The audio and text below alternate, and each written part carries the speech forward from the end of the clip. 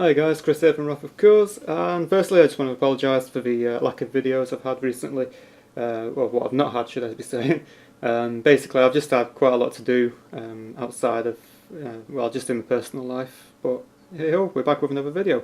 And in this video is basically all the rares and royalty rares in part 1 of WaE.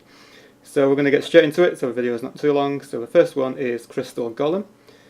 So this is probably the best royalty rare, or the best rare you can get in part 2 of WaE. As you can tell, it costs 7 elements, but it's 7 elements of any colour, and with that it's basically a giant meat stick. It's got some really good stats, and it's found in the second deck, deck of Fire and Ice. Very strong card indeed. So the next rare card is from the first deck, which is Leo Lord of Ferran. Again, it's another royalty rare card. It only costs 4 elements, this character, very cheap to play, and obviously it comes with lower stats at that, but it's got some really cool abilities and it can't miss in battle. The next one is from the same deck, is Sasanthe. She's basically Leo's wife. Now this is just a rare status, however, she's a free element unit to get into play, 400, and she only misses on a 1, giving a nice buff to all your other units. This is also found in the same deck, which is a very powerful card. It costs 5 elements to get out into play. It's got the ranged ability, it's 1 in 3 chance of it missing, however if it does hit it's very lethal towards your opponent.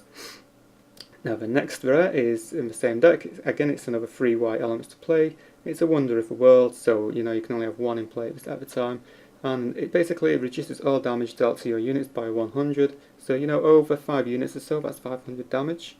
Pretty cool. Next card is called Betrayal. It's 3 black followed by a black and a white. This is an action card. Basically your opponent reveals a card from their hand, and then you get to deal 800 damage minus the attack power of that unit card what your opponent's revealed. Next one is a pretty cool, it's a very cool card actually. Basically it turns the play cost of any one unit in play into all red elements, so if you're playing a mono red deck this is definitely the card for you, especially to get like an alto out or something like that. Next card is another action card, Elemental Clash, 2 red, 2 blue. Deals 500 damage divided wherever you like. Pretty basic, but 500 damage. If you get this on turn 4, this could easily wipe the floor. Followed by Ranger Assassin, and boost a specific rare card. Ranged ability, 4 elements to get out into play, 400 attack, and she never misses. Nice little perk on a 6 as well. So very useful, definitely worth putting into a white deck. Followed by Iris. Now she's one of the mages from GVE, following Kira in her footsteps. Pure red, definitely worth going in a mono red deck. 600, 500, 1 in 6 chance of missing, and she's got some really cool abilities, as you can see there. Next up is another booster specific weapon. It's called the Dagger of Gold, 2 white and 2 red. 2 white and 1 red. Whenever the equipped unit in this battle roll a die, if it's odds, draw a card. If it's evens, recover 500 some health to your core. We've got another booster specific called Dodge Death, black followed by 2 blue or black.